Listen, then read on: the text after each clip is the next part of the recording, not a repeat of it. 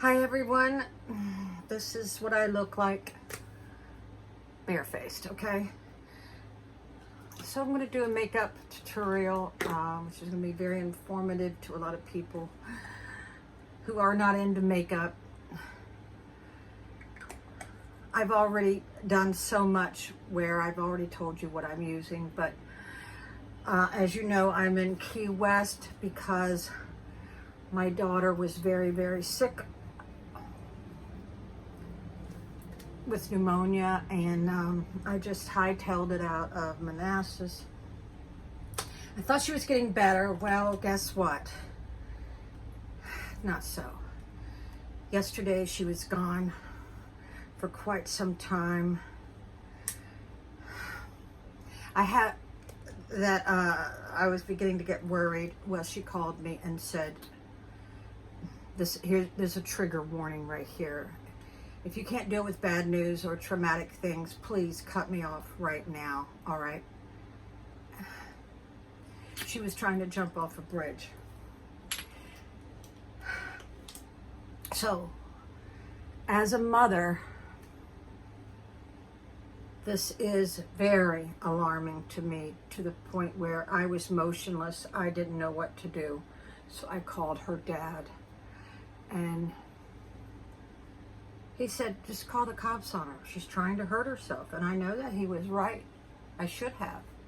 But there is extenuating circumstances as to why I can't call the cops. I mean, I know a lot of you are going to say, what? Well, I can't reveal everything on my channel, but let's just say that's something I can't do. And I also know that sometimes when you're incarcerated, you really don't get the help that you need. I know that. I've been in law enforcement for a long time, and I know that. So it was so traumatic to me. It was undescribable. And I remember when I was going through my divorce, I put a couple people in my life, my mother and my friend, through this. I've told you all about this many times. They had to call me every day to make sure I hadn't done something stupid. So I texted her and I said, you're going to ruin so many people's lives as well as your own. I said, please don't do that. Please come home. Things can only get better. Well, the thing of it is, she's 48 and she has to start owning up to her choices she's made in her life. So it is so humid here. There's no use of me curling my eyelashes, so forget that. So I called her dad, and he said, just call the police on her. Well, I can't do that to my daughter. I mean, really. But evidently, within an hour of me praying, and I've been praying about this every night, she came coming back, and I said, don't you say a word. Don't you say one word. And all I said to her was, your dad wanted me to call the police on you.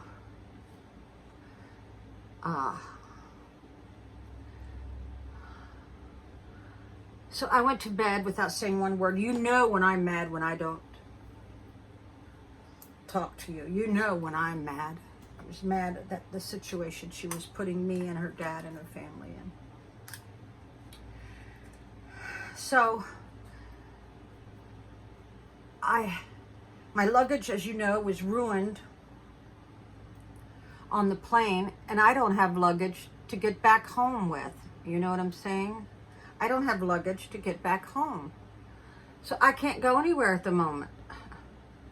I mean, and I had just bought the scooter. Oh my God. I had just bought the scooter, and then she just bought a hamster, and I told her not to. I said, please don't. Think about your choices. Think about your priorities. So I asked her dad, I said, what should I do with her hamster? He said, give it to a neighbor. As you see, he's pretty much fed up. He doesn't want to hear anything about our children. Mothers genuinely don't give up. They keep having faith, you know. They keep having faith. It has rained here all morning, so it is so humid. It is very humid. Nothing seems to be working. So I woke up with a migraine from the stress that she put me under. So it is now 3 p.m. or later, and I'm still trying to get my bearings. So I think I'm going to have to get out of here, because when my health starts getting compromised, you know, this is one of the reasons why I left my marriage, is because my health was compromised. I would get so upset. I would stay in the bed for 3 days with the most horrible migraine. My blood pressure would be 200 over 100. Let me tell you what, she's got to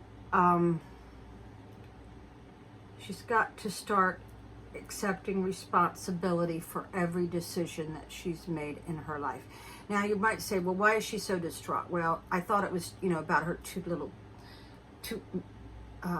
dachshunds, but it's because she found out her boyfriend, who was incarcerated, may not get out for another year, and she was depending on that to help with finances and rent, because rent here in Key West is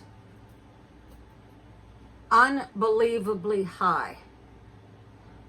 A dump goes for $1,200, and I'm talking a place in Virginia would be bulldozed down. There's no doubt in my mind. So,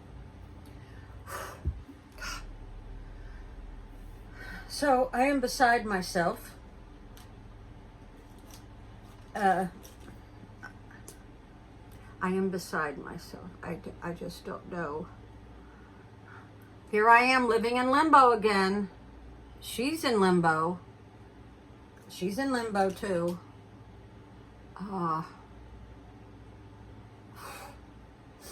So that's where I'm at right now, people. My health is now being affected. I thought being down here and helping her with her chores and cooking for her, or fixing her sandwich would help, but evidently I'm just enabling her. I'm just enabling her. So as I've always told you all, somebody commented, one of my subscribers, saying, you always say you're poor. You don't have no money. How do you like gallivant around the Caribbean? Well, here we go. I know I'm getting off the subject, but I need to do that anyway. I said, for one thing, I had 65,000 airplane miles, so that trip didn't cost me anything, right? And then my friends, they have timeshares. They did have a home in the Dominican, but they sold it. They only charged me $30 a day, and you can't travel anywhere for that. I'm telling you. So that's how I afford that trip. This trip, just $300 for one-way ticket, of course $300 back, and I'm staying here in her home for nothing. I mean, only if I want to give her something, right? So that's how I'm able to afford it. You gotta have friends that have connections. Now, when I left my husband, I went and lived at my summer home. I had a winter home, a regular home. I owned 3 homes. And of course, during that recession back in 2009, we lost the Ocean City home, as well as a lot of people lost their home. I said, well, it depends on how you define poor or rich. A lot of people don't even have a dime in the bank, you know, and here they're in their 60s. So, depends on how you define that. She goes, Well, don't you have a rich brother? I go, well, it depends on how you define that. Okay. Well, he's got a racehorse. Yeah, but that doesn't mean he's loaded. It doesn't mean anything. People who make a lot of money also have a lot of bills. Don't forget that, people.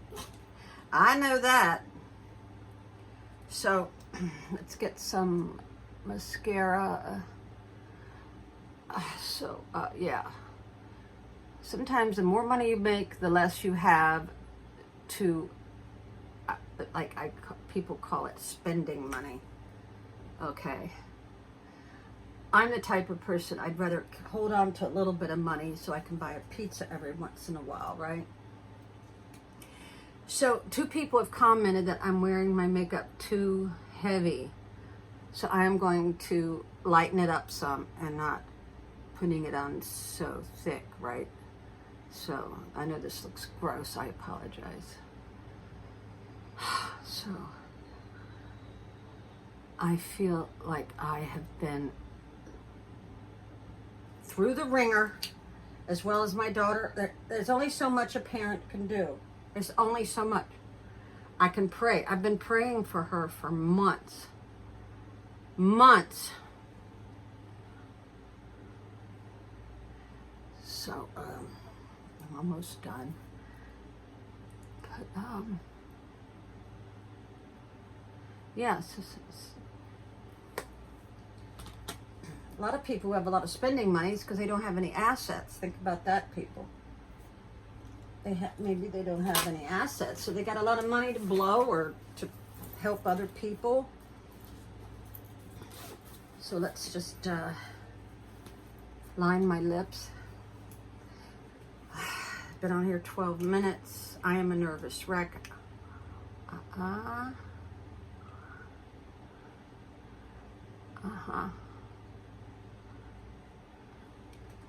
So there's a lesson to be learned here. If you're unsure of your next move, don't go be out there buying pets. You know? Don't go out there and start buying pets. And